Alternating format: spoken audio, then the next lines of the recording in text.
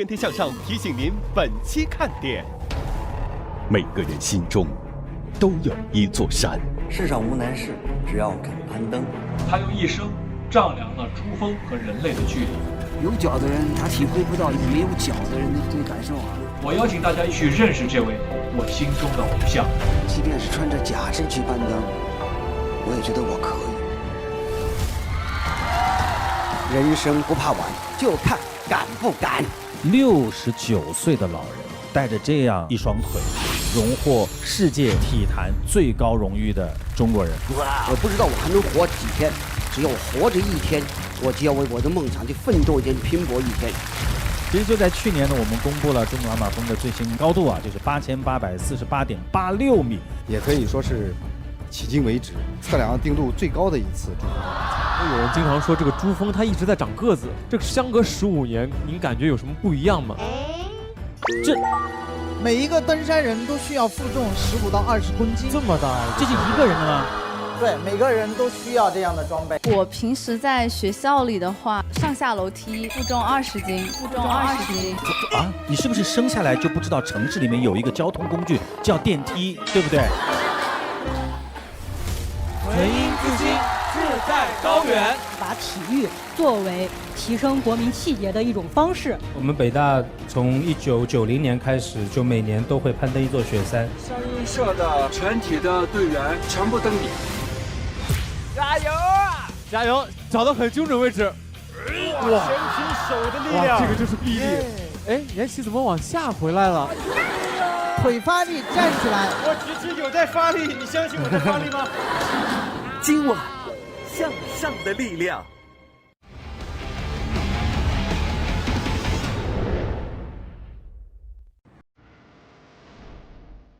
每个人心中都有一座山。2021年，我们一起翻山越岭，努力向上的每一步都算数。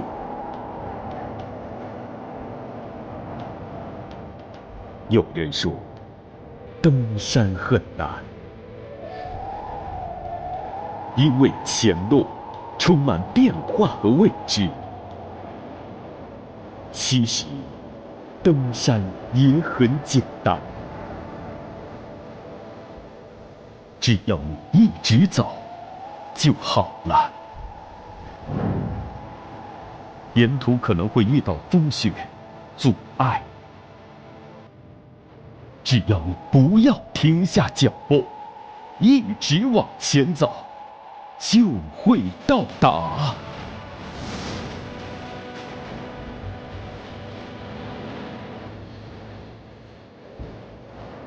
当你最终登上山顶后，你会发现，没有过不去的坎儿。2022年，脚步不停，向上不止。差不多的吧，几位小哥哥还早得么子行咯？快点了，快点了，上班了，上班了！欢迎大家来到由长康纯芝麻油独家冠名播出的《天天向上》，原味原香，绿色长康，欢迎各位，欢迎大家收看，欢迎。对，时间过得真的特别的快啊！一下子感觉2021年就要结束了，再见了，再见了，又过去了。在过去的一年呢，我们和天天向上还有电视前所有亲爱的观众朋友一样，我们不论是经历各种各样的所谓的顺境或者是逆境，我们每个人都在奋力的拼搏，不断的攀登，就像我们节目一样，路漫漫其修远兮，吾将上下而求索。今天呢，我们为我们天天向上2021年的最后一期呢，来了一个特别的企划，叫做向上的力量。其实说到登山，我特别想问一下场上的几位年轻的朋友，就你们登过的最高的山？我登过的，因为重庆是山城嘛，所以我登过最高的山，就是家里的6楼。对，真的是，我觉得每天在家里上坡下坡，可能就是我登的最高的山了。到6楼的时候需要吸氧，有高反了。重庆是个特别神奇的地方，就是你家住在20几楼，有可能是人家的1楼。是。我去过扎尕那，在甘南高原地区。我们当时爬的最高海拔到了3900多米。那应该也有高反，多少会有一点点。那个是我印象最深刻的。我爬的最高的一座山是不用腿爬上去的。坐缆车的话，用手爬。我们有一次去爬华山。哇，那个很险啊，很险，非常陡，自古华山一条路啊。对对对，然后我们当时我觉得我自己很有信心，想要征服。然后我从底下爬了大概有200-300米的时候，就爬得非常快，然后就爬吐了。爬吐了，被征服了，爬吐了，爬吐可还行。然后华山一脚把你踹下去了。唯一一次爬吐就是在那里。对，然后之后就坐缆车到了山顶。你看，他们都爬过非常非常。在自己心目当中有印象的山啊，我人生当中爬过的最高的山是父亲的肩膀。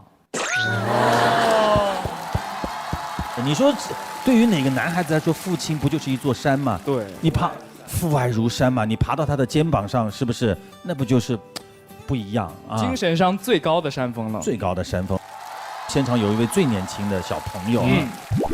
卓妍，你爬的最高的山是？我爬的最高的山是5210米的奥泰纳。那你大概爬了多久？8个小时吧。哇，天哪！那你当时多少岁啊？15岁。15岁，哇，爬5000多米，什么感觉？当时的话确实很累，因为从凌晨4点钟出发，然后一直到下午2点钟才下山。我的协作就一直跟我说，前面拐个弯就到了，然后一直拐弯，拐了有4个小时，我就被骗上去了。你看，你之前有可能有一首歌没听过，叫做《山路18弯》，对不对？一直在拐弯。是，韩哥，我特别好奇一个点，你说，就是因为我们都是经历过15岁的嘛。等一下，我想想，我有没有经历过15岁？好像直接16了，是不是？当然有了，14岁直接16岁，因为30多年前，我都年轻过嘛，都年轻过。对，因为在15岁的时候，其实我们要坚持一个体能训练，它需要很认真、很自律。卓妍是在15岁这样年龄，怎么能保持自己一直去坚持去训练？我平时在学校里的话是，上下楼梯，然后负重20斤。啊？上下楼梯还要？你是不是生下来就不知道城市里面有一个工具叫电梯，对不对？还要负重20斤。对。哇，家里的米啊、油啊、盐啊，都被我用了。你看看，煤气罐都是你背上去的，是吧？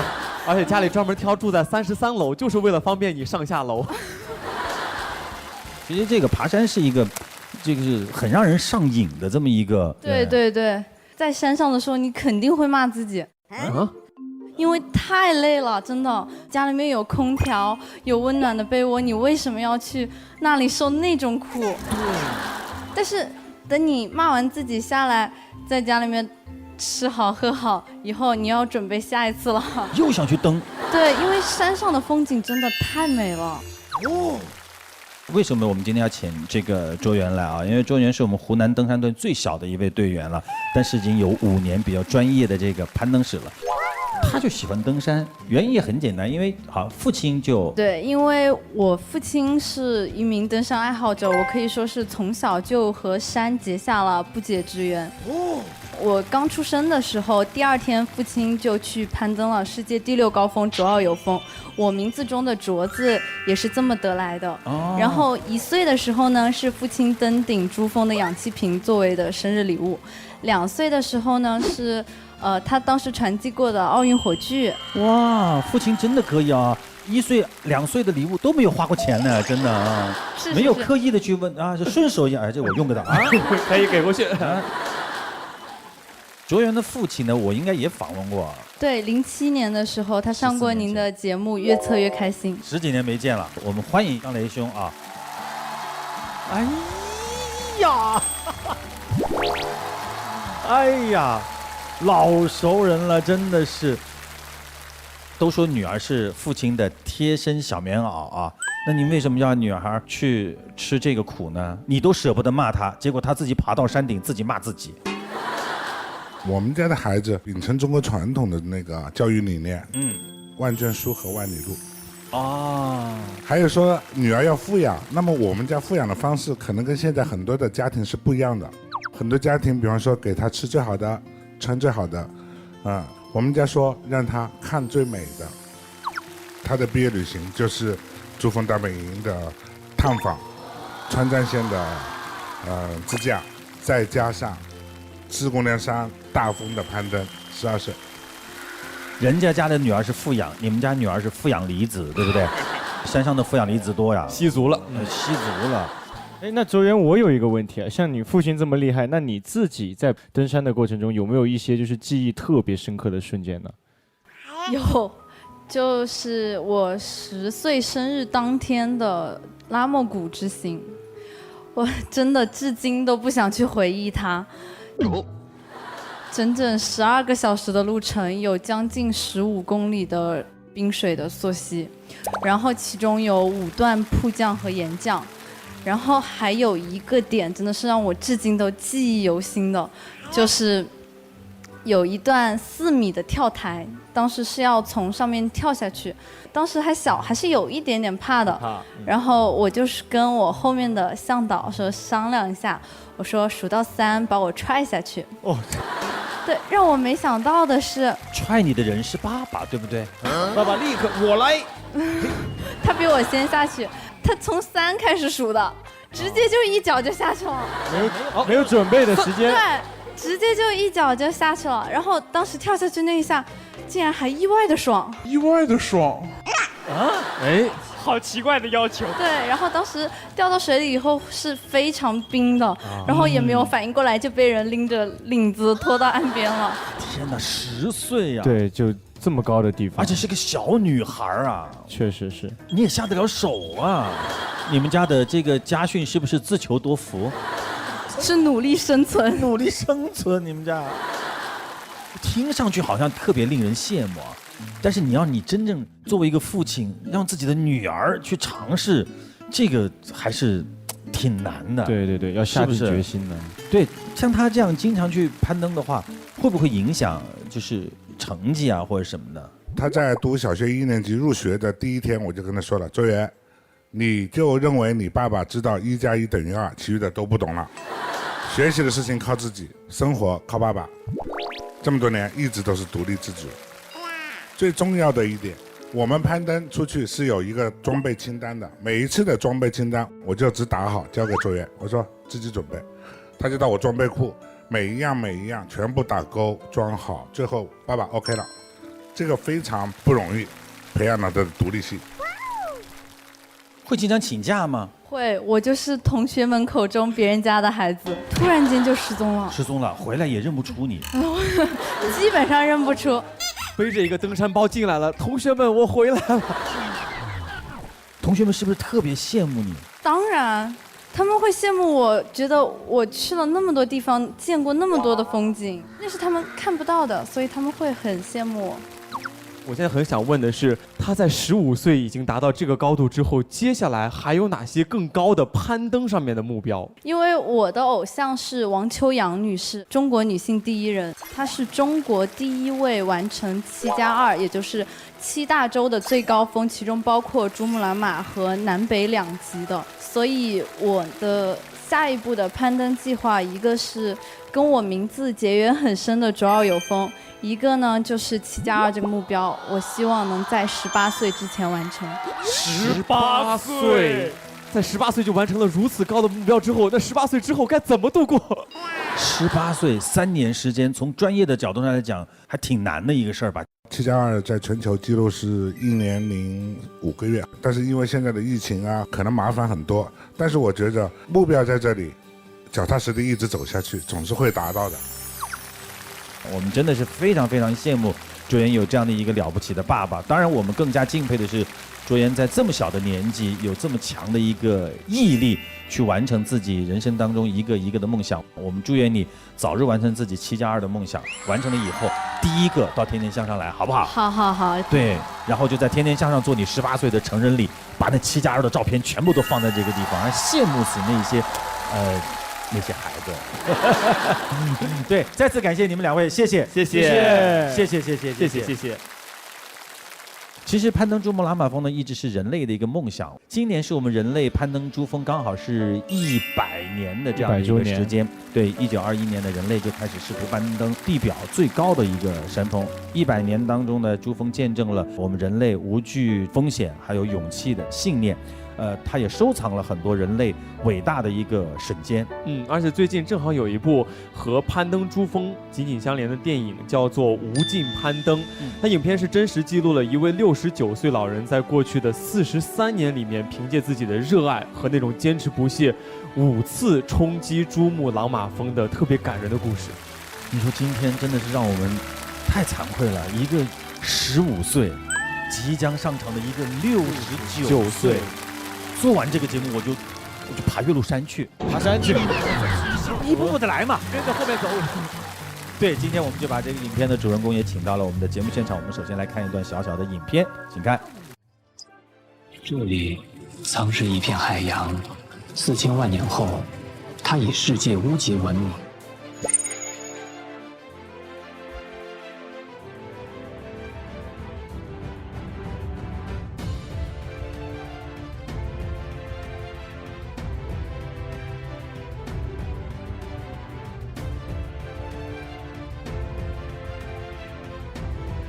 2018年5月14号8点31分，我终于站在了我梦想的41年的珠峰的888的顶峰，40多年了，不容易，终于上来了我。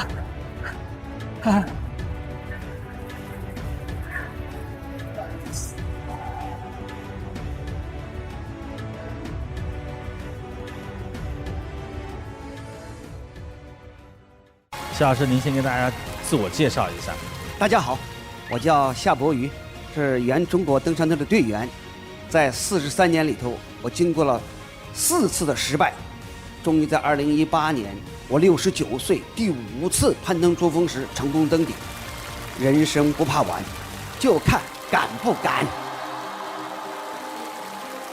夏老师2018年的时候是69岁，今年是72了，所以您看您的很多经历是感动了太多的人啊。因此呢，我们夏老师也获得2019年劳伦斯年度最佳体育时刻奖。而之前获得这个奖的呢，我们中国有姚明啊、刘翔啊、李娜呀。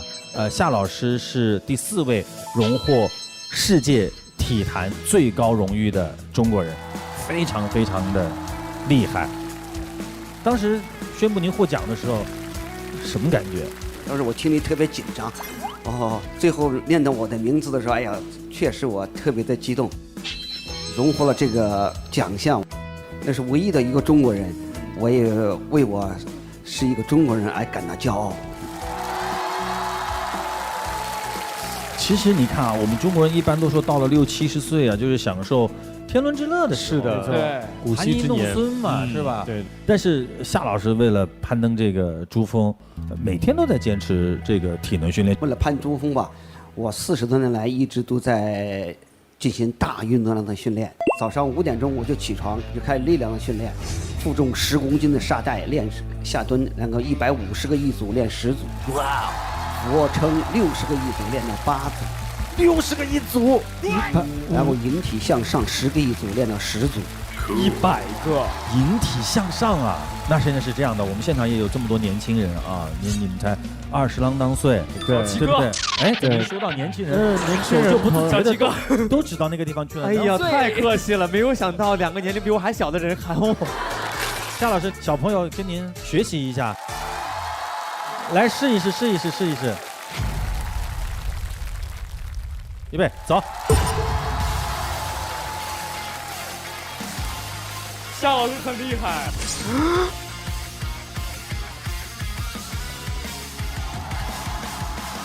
小鸡哥加油啊！小齐，你手都没直。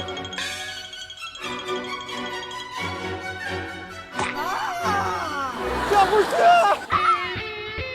下不去，小齐哥加油啊！啊，你算了，放弃吧。我跟你说，你第一个就输了。夏老师那个手是放下来的，你整个就是，韩哥，我放下来再上去，可能要等到下一期节目了，可能要等到2022年了。我们真的应该向夏老师致敬。普通人爬上去很不容易，就已经非常不容易了，更何况夏老师登顶的时候是69岁，大家有可能想象不到夏老师的实际情况。我们请夏老师挽起裤腿。哦。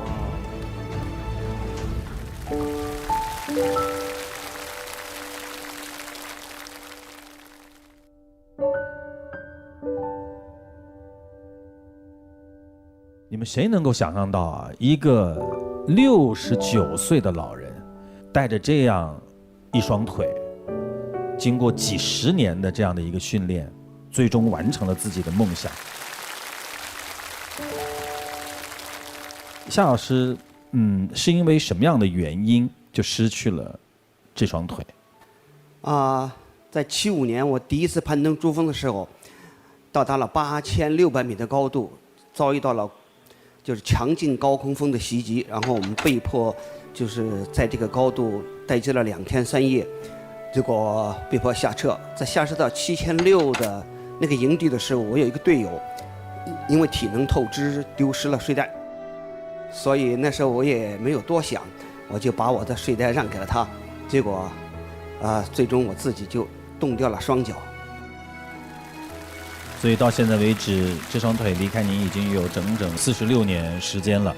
而且刚刚夏老师讲述的故事，其实很多人非常熟悉，因为电影《攀登者》当中胡歌扮演的角色阳光的原型，讲述的其实就是夏老师的故事。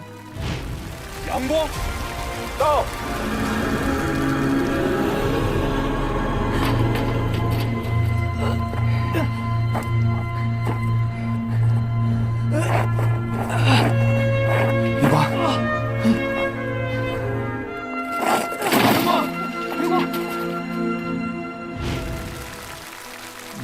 当时您知道这个电影，然后以您为原型来拍摄这样的一个事情吗？我不知道。第一次就是发布会的时候请我去，我才知道这个事情。胡歌第一次那是跟他一次见面，因为我这个假腿站下坐都不方便，他总是看我站起来总要扶我一把。他很谦逊的。对。走的时候还老在我旁边搀着我，我就特别感动。而且呢，我觉得这个人没有一点就是那种架子演员的架子特别好。我们其实都知道有这样的一句话叫做"失败是成功之母"，然后它能够激励我们不断的向上攀登。但是75年的那一次失败，它不单单是一个通常意义上的失败，这个失败对您的打击简直太大了，它已经大到可以说宣布了您登山生涯的结束，因为它夺去了你登山最要仰仗的这一双腿。但是是一个什么样的契机，又燃起你心中的这一个火苗？那时我才20几岁，我都不知道我今后能干什么，我对今后的生活确实都失去了信心。那是我到了我人生最低谷的时候。一直到后来，我就是遇见了一个外国的假肢专家，他是到中国来，就是讲授那个制作假肢工艺的。他看了我的情况以后，他跟我说：“你穿上假肢以后，不但可以像正常人一样的生活，你还可以再登山。”就是他这一句话，给了我力量，使我看到了我的未来。我之前在节目当中了解过。安装一只之后，然后再适应它的过程，包括能够达到日常生活的要求，其实是一个非常大量的训练。因为我的梦想就是用假肢攀登珠峰，所以为了这个梦想，我一直都在大运动量的训练，所以就导致那个假肢就是把我的腿磨破。大夫说，要想让你的伤口愈合，你就不能穿假肢，你就要卧床，不能锻炼。但是我一天都不能不锻炼，所以导致伤口长期的不愈合，就发生了癌变。癌症转移到我的淋巴上，好像我的生命就已经进入了倒计时，我不知道我还能活几天。但是我想，只要我活着一天，我就要为我的梦想去奋斗一天，去拼搏一天。那个时候，当然我的病房里住着6个都是癌症患者，每个人的床前都围着几个家属，一天到晚的唉声叹气、哭哭啼啼。我一看这样太影响情绪了，不住院，我就骑车回家。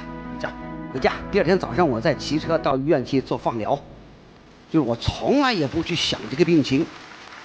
20多年过去了，我的癌症得到了控制，没有复发，给我赢得了很多宝贵的时间去完成我的梦想。后来因为高强度的攀登，后来我又得了血栓。大夫跟我说，这个血栓就是因为高山上的寒冷、缺氧和假肢的挤压和摩擦形成的，所以你记住，你以后千万不能再登山。但是攀登珠峰毕竟是我一生的梦想和奋斗目标，所以我一定要坚持，绝不能放弃。所以我在17年的时候，我就加大了运动量。我走过了茫茫的戈壁，穿越了无边无际的沙漠，就是为了18年第5次攀登珠峰。哇，我觉得夏老师好像在说这些东西的都是在说别人的故事一样。没错，患癌症20多年，生命的这个铜墙铁壁啊，不单单只有医疗手段，我觉得更多的就是人的信念。在强大的信念和梦想面前，所有能够侵入到我们体内的那些病啊，都会被吓退的。20多年的癌症病患者，我们手上啊正好有一本这个夏老师的登山日记，小小的一个本子，记录了夏老师的一些登山的一些心得。你看夏老师字也写得特别的漂亮啊，我恨珠峰。因为他夺去了我的双脚，还差一点让我命丧珠峰。我又爱珠峰，是因为它的冒险性、刺激性、挑战性和考验性。在我失去双脚的那一刻起，我就梦想有朝一日重返珠峰，并开始了重返珠峰的锻炼计划。有脚的人他体会不到没有脚的人的这个感受啊。33年来，我为之努力、奋斗、拼搏，即便是得了癌症，也没有放弃过，并且一直在找寻机会。即便是穿着假肢去攀登，我也觉得我可以。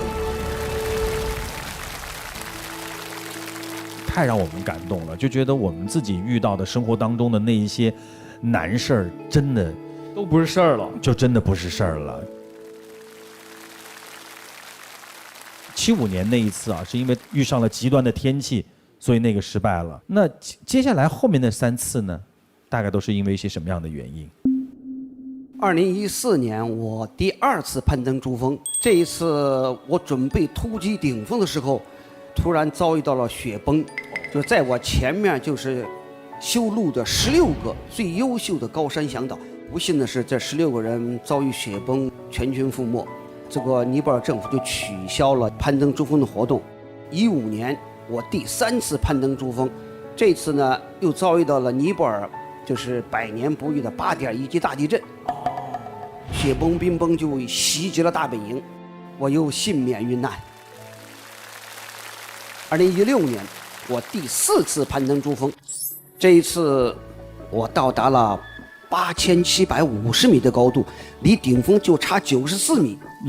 再有1个多小时，我就可以登顶。当时我心里特别的兴奋，但是突然就在这个时候，我们遭遇到了强劲的高空风的袭击，能见度不到1米，你脚下的山路只有20公分宽，两侧都是万丈深渊。这对我来说是非常致命的打击，我就觉得老天爷把什么困难都加在我的身上，什么打击都放在我的头上。因为当时我已经67岁，我也没有脚，我想这可能是我最后一次攀登珠峰，我一定要不顾一切冲上顶峰。哪怕下不来，我先上去再说。当我看到跟着我的高山向导，他们都是来帮助我完成我的梦想的，他们都是20几岁的年轻人。但是我心里也很清楚，在这个高度，你遭遇这么大的暴风雪，你登顶的时间、冻伤的几率和危险性，它也会成倍的增加。所以我突然意识到，我不能为了我的梦想而不顾他人的生命。山它永远都在那里，我想只要我活着，我可以再来。所以我做出了我这一生中最难做出的抉择，就是下撤。但是我也很清楚，这样的选择可能会给我留下终生的遗憾。这个再来要把它化成一个实际行动，作为当时已经有67岁的您来说，心里其实是没底的。是，我觉得在那一刻，您虽然离珠穆朗玛峰还差90几米，但是人格的高峰您自己是攀登上去了。生命在您心目当中的这种最高的这样的一个意义，被您完完全全触摸、理解和践行到了。我特别想知道，夏老师在43年的奋斗之后，终于站上峰顶的那一刻，您当时心里是什么样的一个感受？我感谢珠峰，最终还是接纳了我。我觉得大自然是不可以征服的，人和大自然比起来是特别的渺小，我们应该敬畏大自然。我这回登顶了，所以我要感谢我的家人，感谢所有支持我的人，最终使我能完成我的梦想。珠峰一直在等您，您的家人也一直在等着您。夏老师在登顶之后呢，其实一直都没有停下来啊，接下来好像又要挑战几座世界上的高峰。我接下来计划也是继续去攀登7大洲的最高峰和探险南北极。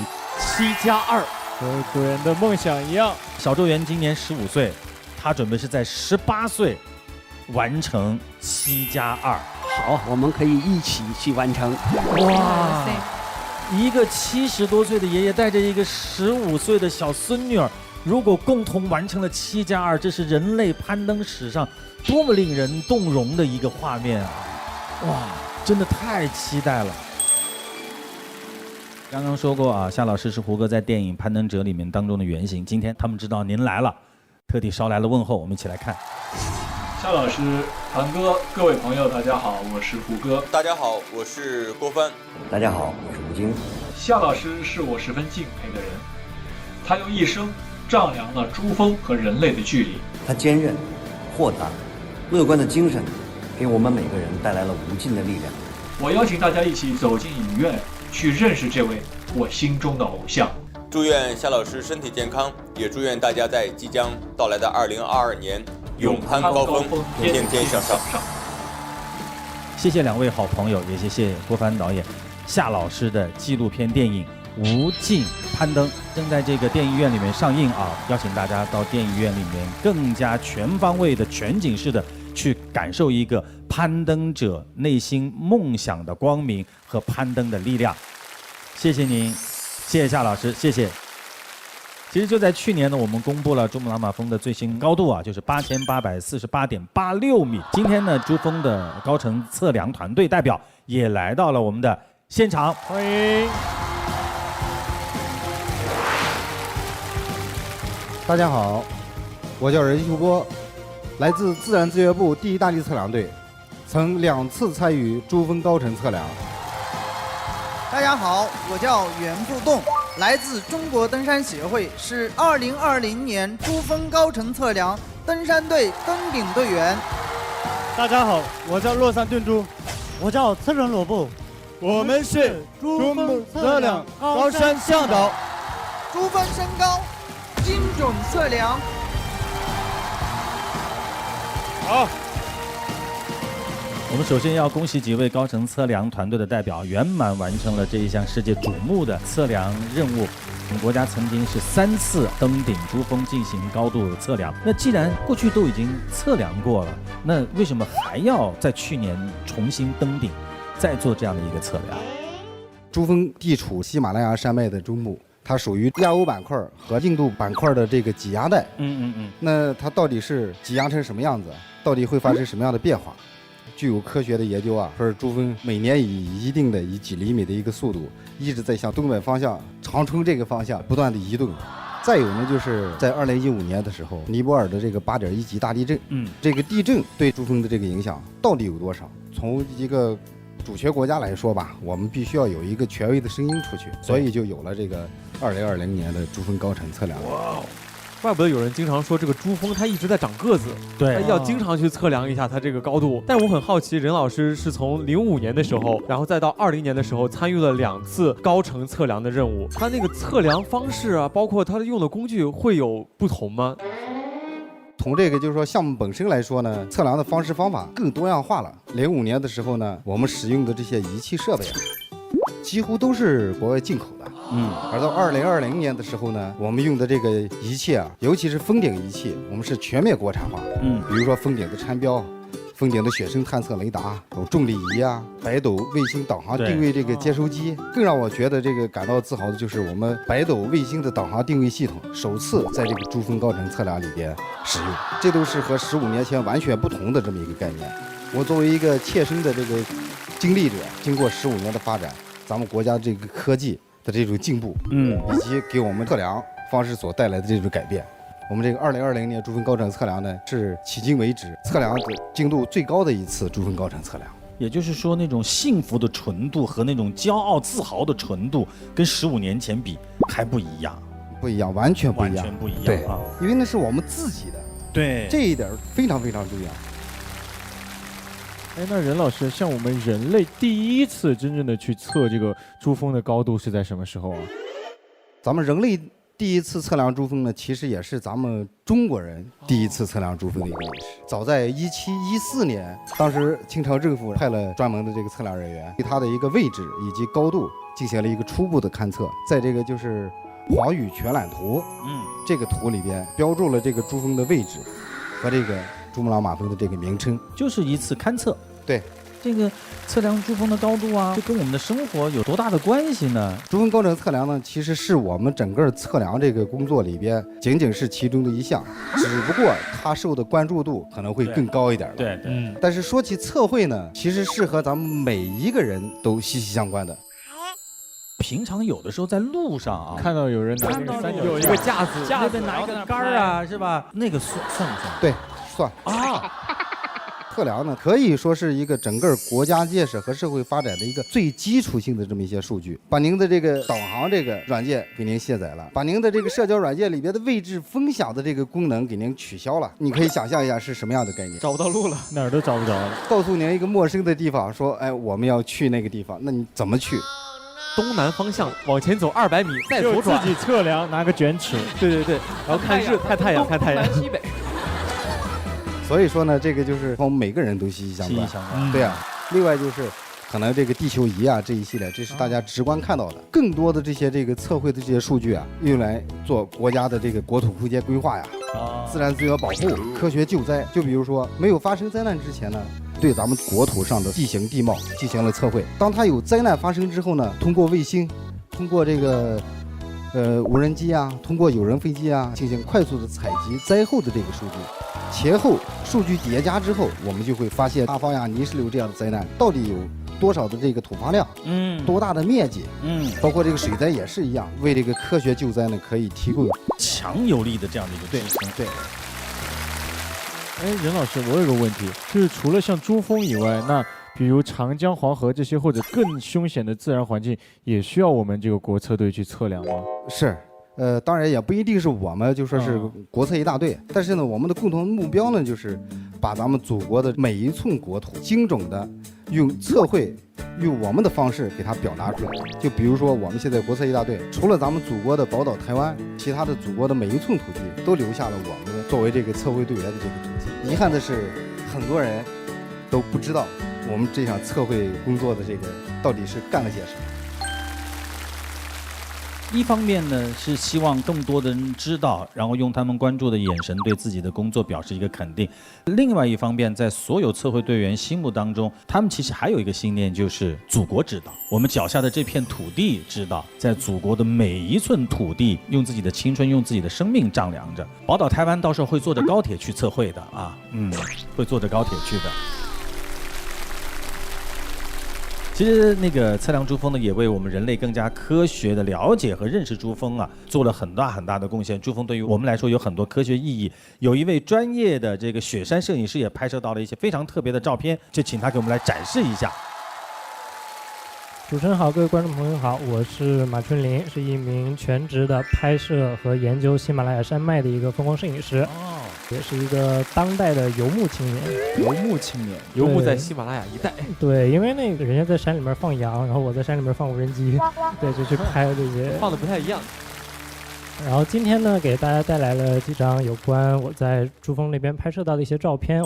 第一张这个是一个化石，对你仔细看的话，上面是有非常多的这个海螺，对，就大家可能都知道吧，珠穆朗玛曾经是一片海洋，是的，对，它是后来隆起来这样一个，所以像这样的海螺这种生物，就是最直观也最有力的能够反映出珠峰曾经是一个沧海桑田这样的一个状态，对吧？好。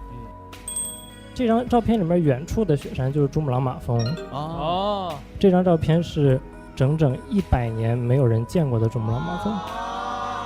在100年前啊，探险家们他们是没有卫星地图的，他们是在珠峰附近兜圈子，然后最后呢就兜到了这个地方，然后才站在这个地方发现，哦，原来珠峰的登山路线是从这边上去的。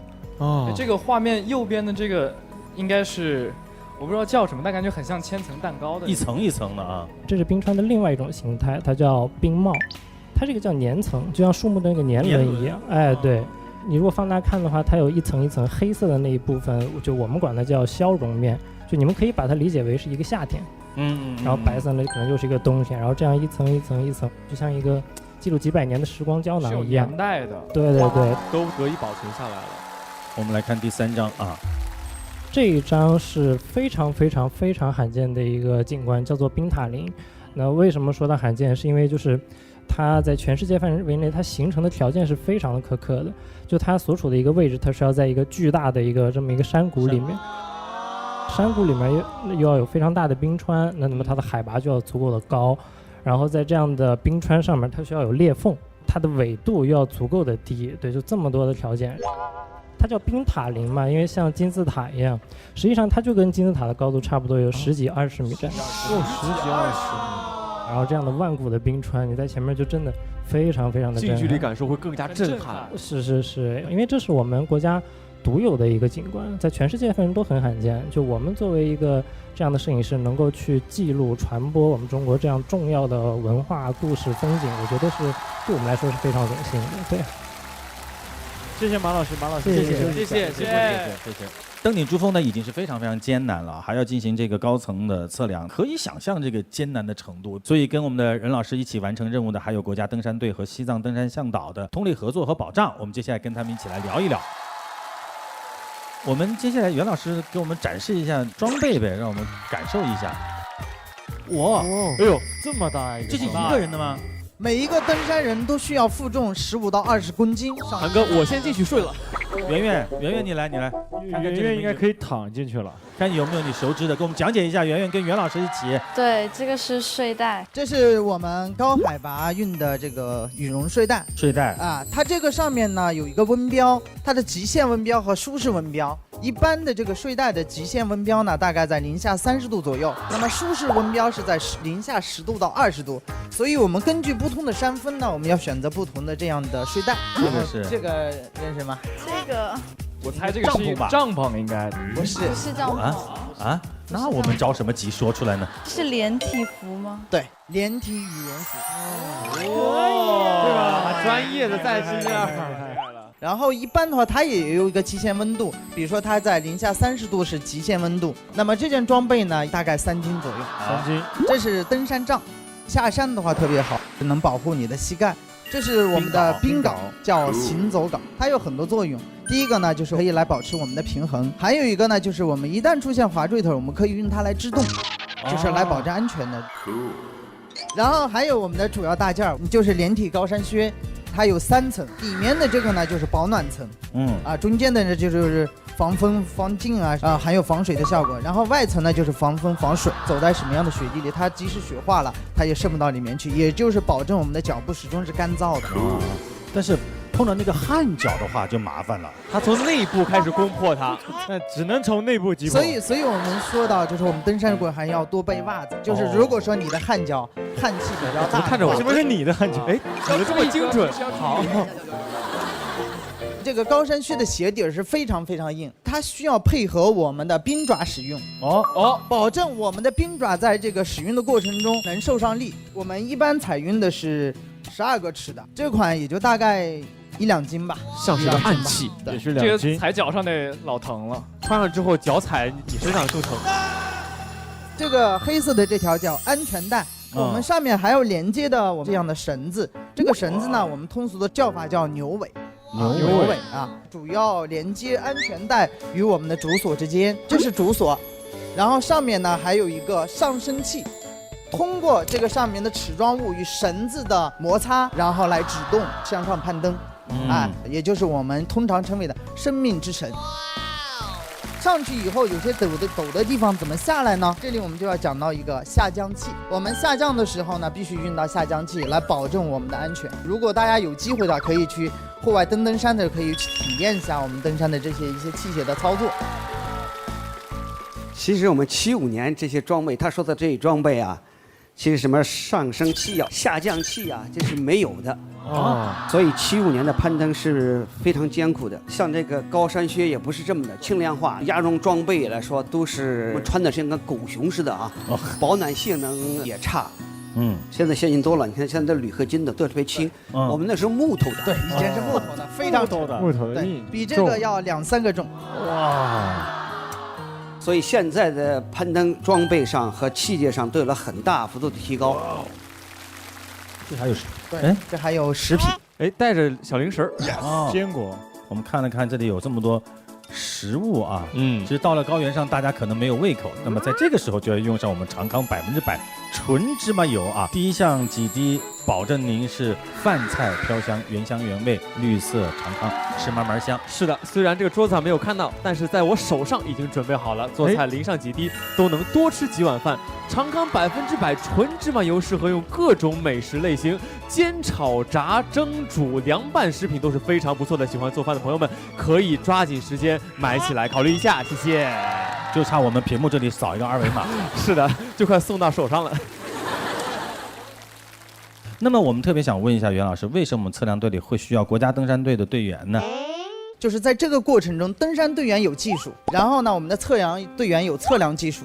那么就是要保证我们每一个队员都要会登山，又要会测量。所以说我们这个队伍里面最早组成的就是2个部分的队员，等于就是个联合舰队。对，就是把这个任务完成。对，就工种很复杂。对，我们问一下2位向导，就是为了这次登山，我们做了哪些准备工作？我主要准备工作是雷达探测。雷达探测。对，雷达探测。我主要负责是重力仪，运输重力仪。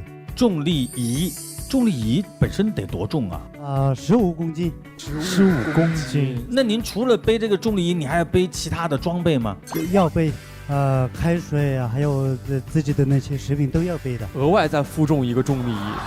但我听说好像重力仪得抱着才行啊。任老师，您给我们说一下。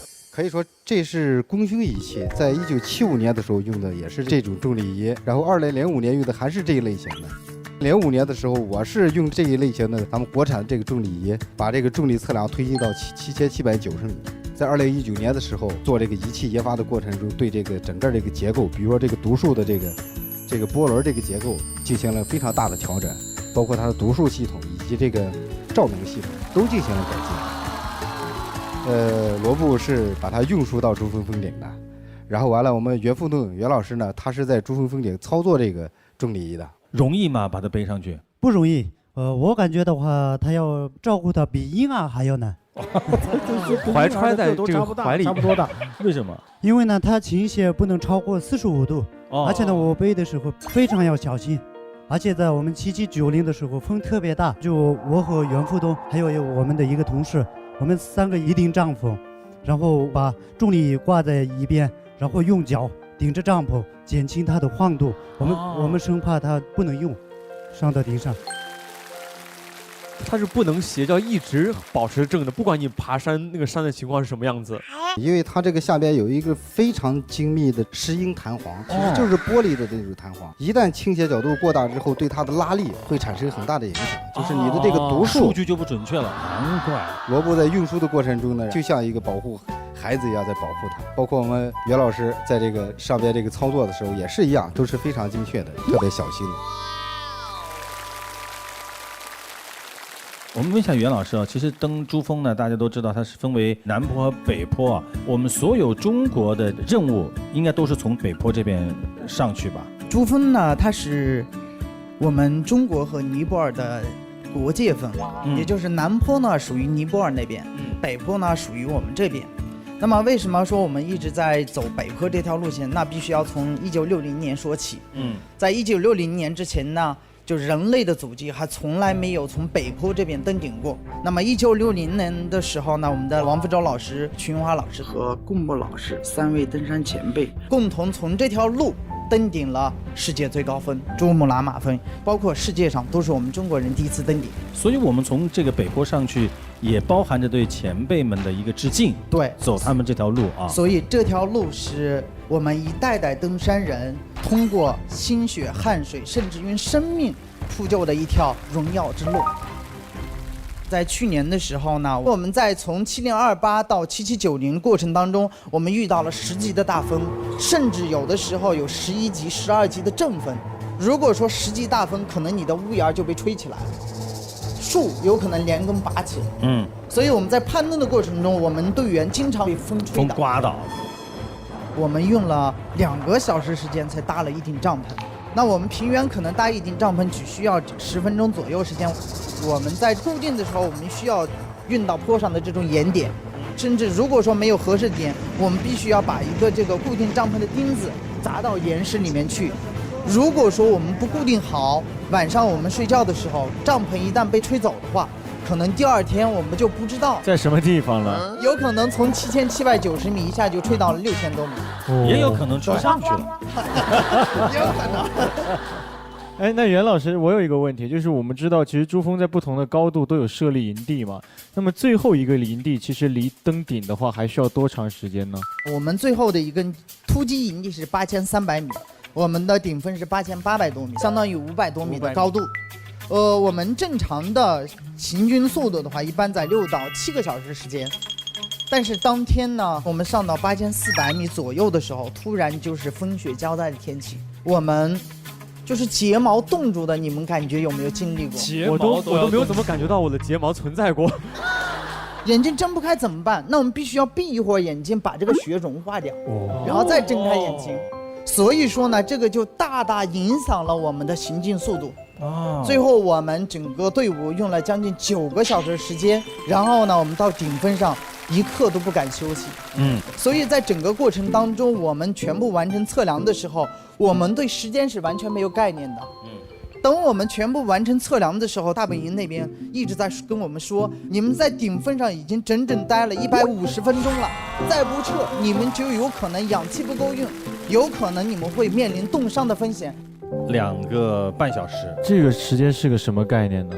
这是我们中国人登顶珠峰第1个最长的时长记录。所以因此获得的这个数据也比05年那一次要更加丰富。但是我们知道，这个傅栋好像还不是第一次登顶珠峰啊。是的，我从过去到现在，我登了4次珠峰，2次登顶。今天呢，我也把我第1次登顶珠峰的时候的一件很重要的物品也带过来了。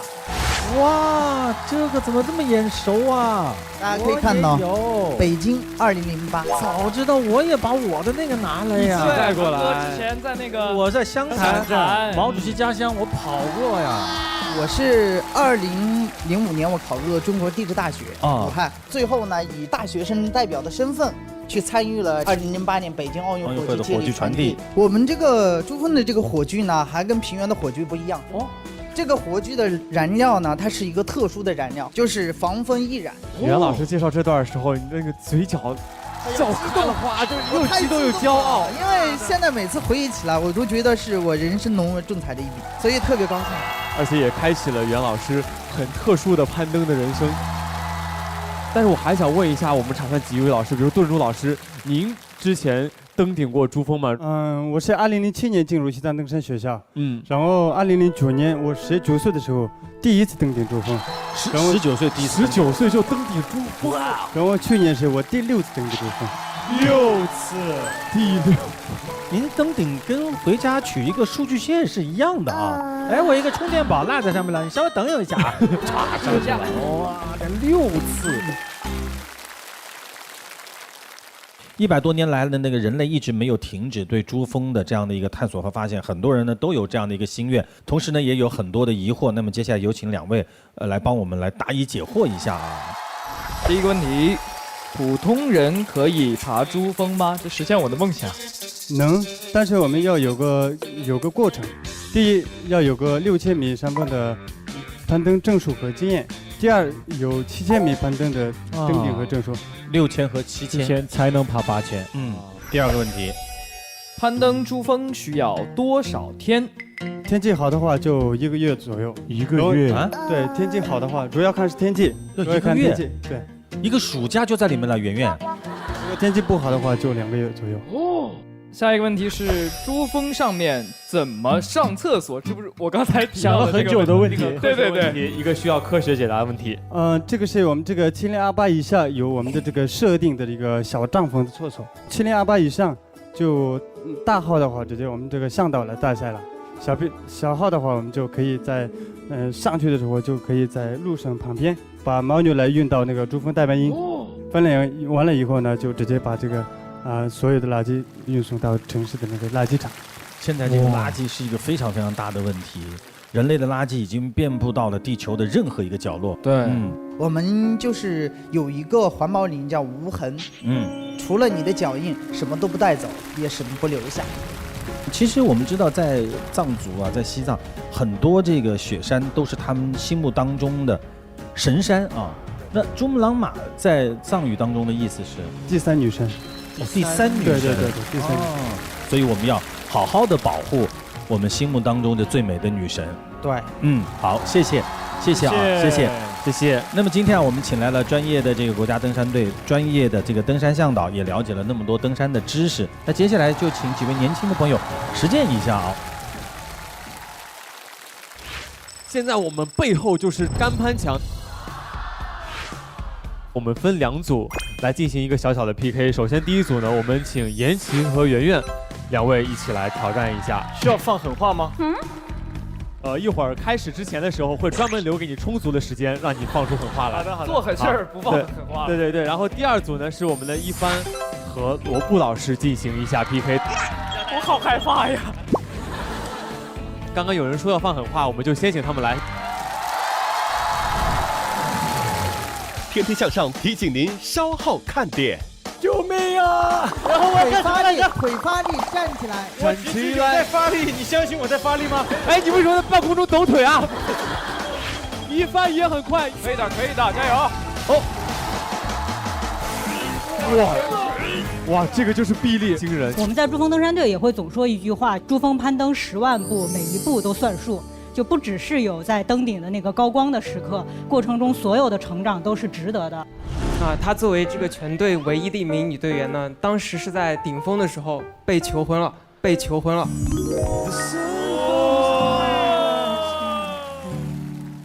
长康纯芝麻油，天天向上，待会儿见。长康纯芝麻油，天天向上，现在继续。这里是原味原香绿色长康，长康纯芝麻油冠名播出的《天天向上》。现在我们背后就是干攀墙。我们分2组来进行一个小小的 PK。首先第一组呢，我们请严琦和圆圆2位一起来挑战一下。需要放狠话吗？一会儿开始之前的时候会专门留给你充足的时间，让你放出狠话来。好的，做狠事儿不放狠话。对。然后第2组呢是我们的一帆和罗布老师进行一下 PK。我好害怕呀！刚刚有人说要放狠话，我们就先请他们来。好，妍希有什么想对圆圆放的狠话吗？我输定了，我输定了，因为我的腿已经开始发抖了。你真的理直气壮啊你！已经开始发抖了，不知道为什么。但是上去的时候说不定会给你助力。没错。好，那就两位直接开始，加油，加油，加油，加油！在我们攀爬的过程，如果你的受伤汗比较多的时候，很容易滑，所以说呢，我们需要镁粉来给它增大摩擦力。哦。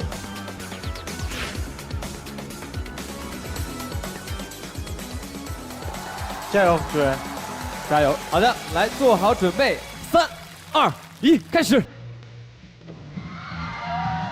好，双方的步调基本一致，但这个时候，面对出现的第一个弧形，圆圆一马当先冲了上去。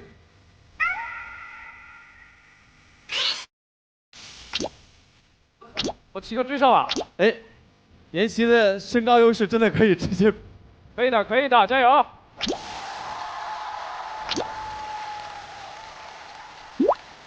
要直接抓上面，抓到了，抓到了。那妍希表现的和刚刚说的完全不一样，你现在马上就要登顶了。要上更高的高度发起挑战，但是现在妍希要找到一个脚的着力点，现在右脚现在没有找到一个很好的着力点。可以把脚迈开的着力点，对，踩住，可以的，可以的，加油！好，圆圆也不甘示弱，要上更高的高度发起挑战。可以的，可以的，加油！哎，妍希怎么往下回来了？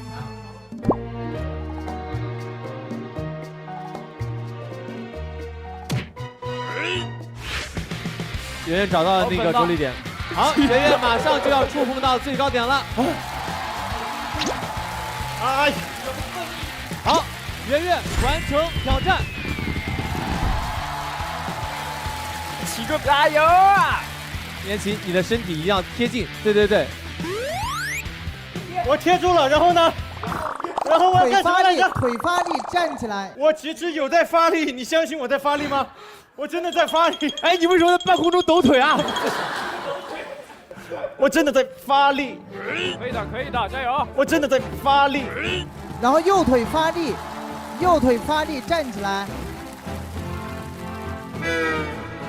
啊！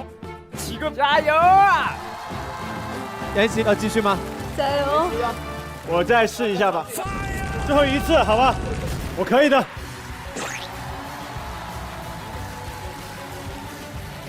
加油！我可以的，我可以。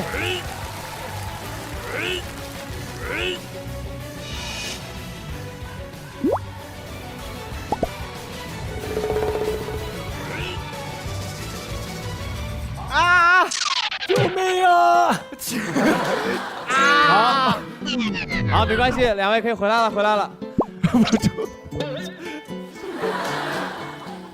都第一次接触嘛，对初学者难免就很容易爬上去了。圆圆，圆圆确实很厉害。圆圆讲一下你感受如何？就是到黄色点升黑色点的那个位置，那个角度发生变化的时候，对它那个仰角会很难使上劲。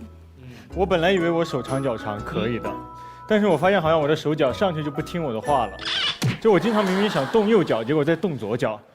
我们刚刚还以为你这个四肢是外界过来的，是吧？就感觉才到我身上有点不适应了，所以这个真的是一个需要技巧和勇气的一项运动。是的，这是一个慢慢学习的过程。接下来的第二组就不得了了，还有我的兄弟，你要挑战的是罗布老师。可以的，相信你自己。我觉得不要去挑战罗布老师，挑战自己就够了。是的，太好了。好，那就请两位直接就位。手下留情啊，罗布哥。公康嫂，公康嫂，我不会让你输得很惨哦。准备，第二组，3、2、1，开始。哇！哎，一帆，你的速度不，哎，没法夸他。老师马上就要到楼顶了。喂，罗布老师耶！一帆准备好，可以的，可以的，加油！哦，哇，手的力量，哇，这个就是臂力惊人，加油！一帆也很快，一帆马上就要到了，加油！最后一步，两只手漂亮！一帆表现的真的很不错，今天在这个现场给大家做了这样的一个示范。大家如果感兴趣的话，有机会可以学习一下。在这里也是感谢四位带来的精彩的表现，谢谢。南哥，我们这边回来了。哎呀，不错，恭喜！你这个属于生拉硬拽，就把自己生拉硬拽上去的。对，纯属是莽力了。哎，我怎么一看到你就有点想安慰的感觉呢？没有关系，怎么一但是你尽力了，对，你尽力了，对，真是不容易啊。其实说到登山呢，一批的挑战者当中呢，青年的力量是从来没有缺席的。在北大校园里就有一个特殊的登山团体，它不仅是我国第一个学生的登山社团，还是我国第一个民间的登山组织。让我们掌声有请北大山鹰社出场，欢迎。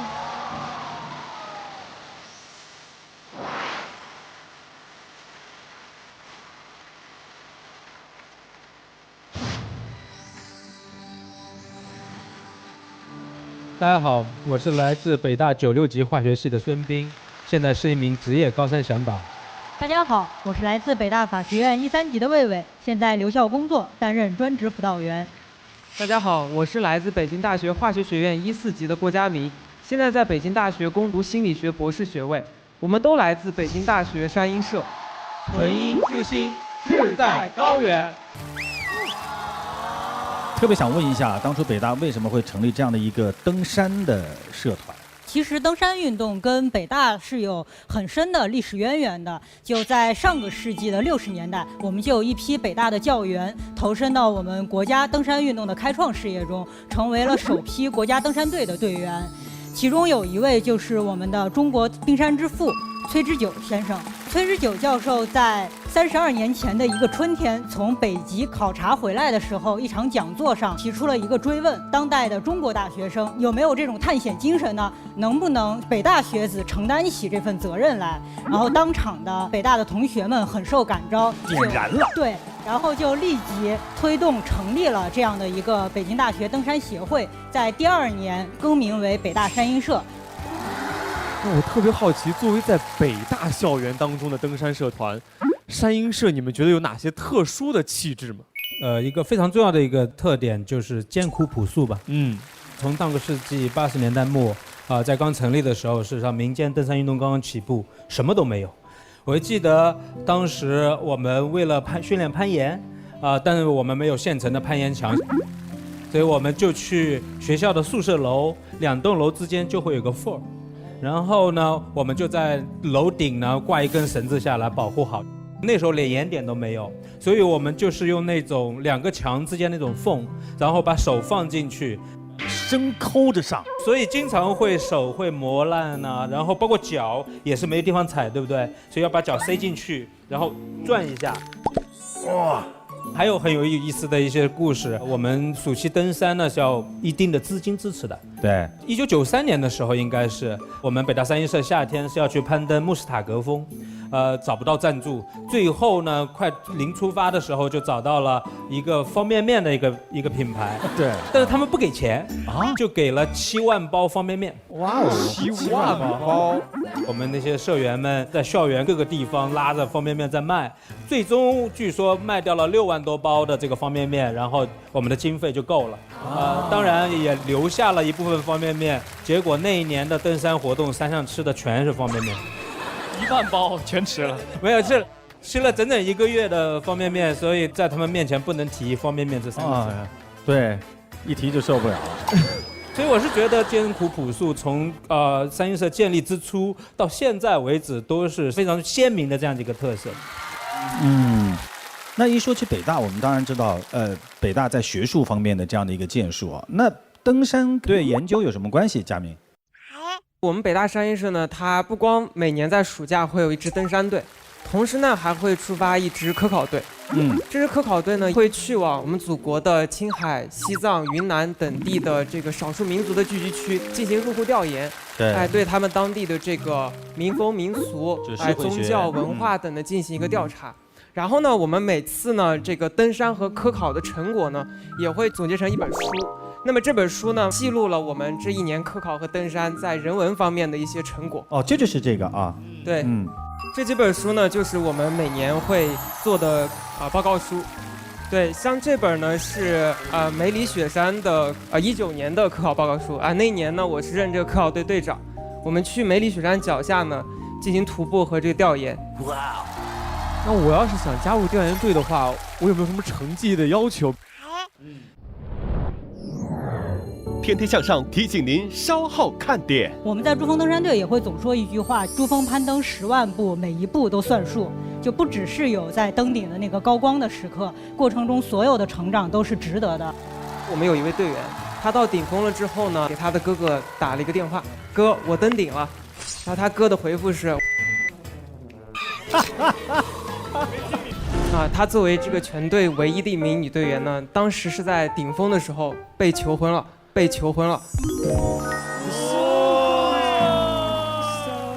韩哥，我刚才在那个他们的书上还看到，好像他们登顶之后还有一件特别有仪式感的事儿。就是长康纯芝麻油，天天向上，待会儿见。长康纯芝麻油，天天向上，现在继续。这里是原味原香绿色长康，长康纯芝麻油冠名播出的《天天向上》。那我要是想加入调研队的话，我有没有什么成绩的要求？那么其中第一个要求呢，就是你的成绩不能挂科。因为确实以前出现过这样的事儿，比如说这个，我们的这个老大哥孙斌，孙斌兄看来在这个戏里面还是挺有名的啊。主要的时间是挂在山上，业余的时间是挂在科里。你看您的专业跟您的职业现在都没有什么太大的这个关联，您学化学的啊，对的，现在是专业是登山，怎么会有这么大一个转变？一个呢，就大学的时候，我觉得，当我加入北大三一社之后，我突然发现，哇，这项运动是我喜欢的，所以到了毕业的时候，没有任何的犹豫，我就选择了去了国家登山队，成为一名职业的运动员教练。孙斌老师，我听说您好像也加入过08年的时候在珠峰的奥运火炬传递啊？你也有奥运火炬？我是北京奥组委火炬接力中心负责这个珠峰传递的项目主管啊。在申奥的时候，当时中国政府就承诺给国际奥委会说，假如中国申办成功，我们将要把取自那个雅典的这个奥林匹克圣火，我们要带到珠峰之巅。2007年的时候，我从北坡登顶过一次珠峰，在顶上的时候我就观察了整个这个顶峰大概的一个情况啊。所以下来之后，我就撰写了整个叫北京奥运会火炬接力珠峰传递顶峰展示和传递方案。所以整个这个5个人从哪个地方点火，然后5个火炬手如何传递，在顶上如何去展示我们的圣火和国旗、奥林匹克旗。哇，没想到我跑的那一棒一路接下来的火苗头在您这儿有个头，有一个头。我问一下魏伟啊，大师兄是登顶了，你们呢？我们所有的学生队员都成功登顶了，所以佳明也，我们3个都登顶过，我登顶过2次，哎呀，你看在这个时候马上，我登顶过两次，我跟你们不一样，我2次，2次。那你们登上去的时候是白天还是晚上？晚上开始爬，然后到顶峰的时候刚好是新一天开始，太阳升起的时候，是一天最美的时候。现在回想起来肯定不一样啊！你们看一下，当时我们是几位山鹰社的社员在顶峰把国旗、校旗、山鹰社的社旗展示出来，然后在世界之巅喊响了我们社团的口号：伟大精神，永在巅峰，百年华诞，再创辉煌。那个时候每个人都是热泪盈眶，非常激动的。就我们这支队伍是16年成立，就经历了2年多的准备，最终在那一刻完成了这个队伍的使命。哇，一共这么多同学都上去了。作为平均年龄最小的一个团队，你们有没有做什么和前辈们在顶峰上做的不一样的事情？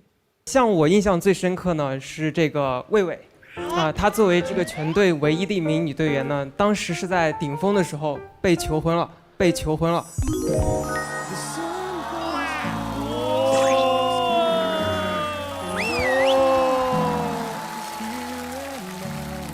这个应该是世界上海拔最高的求婚了。这太浪漫了。这个关键是你要想2个人都登上去了，对、一起上去。这个之前你知道吗？装作不知道。啊，幸福的女孩子一定是要会装作不知道的啊。那佳明，你们在山上啊，都是拍照啊什么的，就是其他的仪式感还有吗？比如说，我们有一位队员，他到顶峰了之后呢，做的第一件事情是拿出电话给他的哥哥打了一个电话。电话刚拨通，聊了2句，说：“哎，哥，我登顶了。”然后他哥的回复是：“我这会儿开车，一会儿回你啊。”没听明白。韩哥，我刚才在那个他们的书上还看到，好像他们登顶之后还有一件特别有仪式感的事儿，就是办了个诗会。这个诗会呢是在6500米的营地办的，背靠着雪山，背后就是珠峰。6500米，朗诵诗歌，诗歌。你们那个时候有没有朗诵诗歌？谐音梗。本身北大是具有这种非常强烈的这种个性在的，人文情怀也有。你想看，在那么多年前，蔡元培先生提出过很多，到现在我们都觉得是振聋发聩的一些理念，比如说完全人格，守在体育。你们觉得这个山鹰社的这样的一个登山的精神，到底是什么？我觉得山鹰社的登山精神可能首先是这种百折不挠、永远向上的这种坚持，但这个坚持的过程中也有不为登顶、只为攀登的这种纯粹。这个其实是我一开始没有感受到，爬的山越来越多的时候，感受越来越明显的。就最开始总想到顶峰去看一看，才觉得是圆满了。后来会更重视这个过程中自己的成长和收获。我们在珠峰登山队也会总说一句话：珠峰攀登10万步，每一步都算数。就不只是有在登顶的那个高光的时刻，过程中所有的成长都是值得的。对于北大来说，就是我们常说这个北大是常维新的，登山本身的这种不断的探索，然后勇于挑战的这种精神，我觉得和北大的精神内核也是相契合的。其实在京师大学堂的那个时期就有提到过，把体育作为提升国民气节的一种方式。一直以来，我们的体育教育和中华民族的命运都是紧密的联系在一起的。这种精神不只是体育精神，不只是北大精神，也是中国青年人的精神，是这个民族的朝气和未来。其实我想，这个登山对于每个人来说，有可能都是他们去探索世界，然后了解我们生存的这片土地的一个非常重要的一个点。鲁迅先生曾经在北大提出过，唯有灵魂是值得宝贵的，唯有它发扬起来，我们中国才会真的进步。登山其实可以给人无限大的一个力量，就像我们之前说的，人生有很多高峰，不同的年龄阶段，不同的见识，你看到的山是不一样的。有的人说山到绝顶我为峰，那其实你每到山的一个脚步，那一个脚印，其实就是你人生的一个高峰。没有失败，只有放弃。只要你不放弃，继续向前走，你每迈的一步都是你人生最大的一个高峰。我们感谢山鹰社，感谢各位老师今天来到我们节目跟大家分享，也谢谢大家。我们今天每一个人都从这个选题当中领略到了一种精神的力量，领略到了一种向上的力量。向上是追求，向前是发展。所以为了看到无限的风光，让我们不断的加油，不断的努力，加油！加油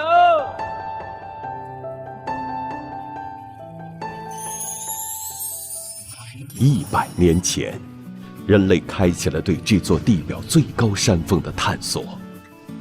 100年来，人类探索未知的脚步从未停歇。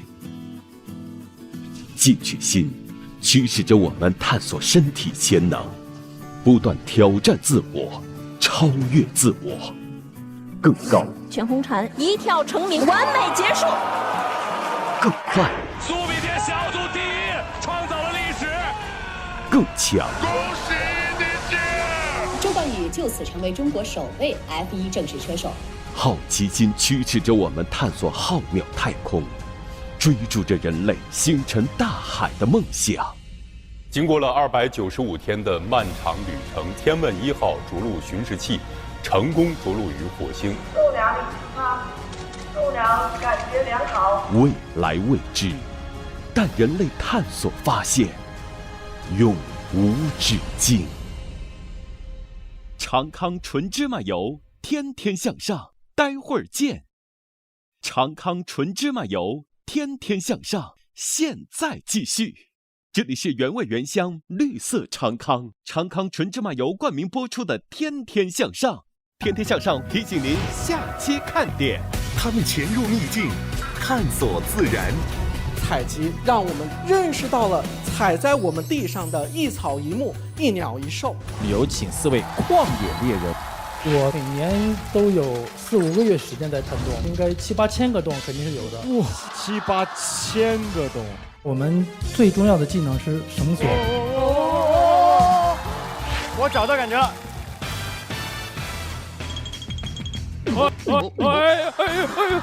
有起了秧歌。就发现了非常珍贵的未知的一个生物化石。哦，金刚电影的原型就是根据巨猿拍出来的。真有这么大的生物存在过啊！我是带领大家到全球的宝石矿区去领略宝石之美的宝石猎人。还好吗？还好吗？真的是走在长满红宝石的矿里面，花了10几分钟就挖出来200多克拉这个。真的假的？马上去哥伦比亚！助手全部都回去。老师，我想当你助手。声音猎人星宇去了很多地方，录到了很多声音。很多 ASMR 那个 APP 里用的都是我的声音，我特别喜欢听这个。啊，真的像在漱口一样。怎么跟动画片里不一样啊？小杨是我们中国首位水果猎人啊，几乎走遍了全世界各地的植物园和雨林去找水果。哇，这个我也能尝到了。黑柿子，这有巧克力的味道在，有一股淡淡的茴香在口腔里。哇，真的像鱼子酱一样，真好吃啊！榴莲呢，它不仅有白的，有黄的，还有彩虹色的，还有彩虹色是什么？香饽果。当年呢，欧洲的皇室都趋之若鹜。因为吃完之后放屁都是紫罗兰香味的，放屁都是香的。下周日晚，天天向上，一起探索自然奇趣。再次感谢独家冠名商长康纯芝麻油原味原香绿色长康对本节目的大力支持。那我们就2022年再见。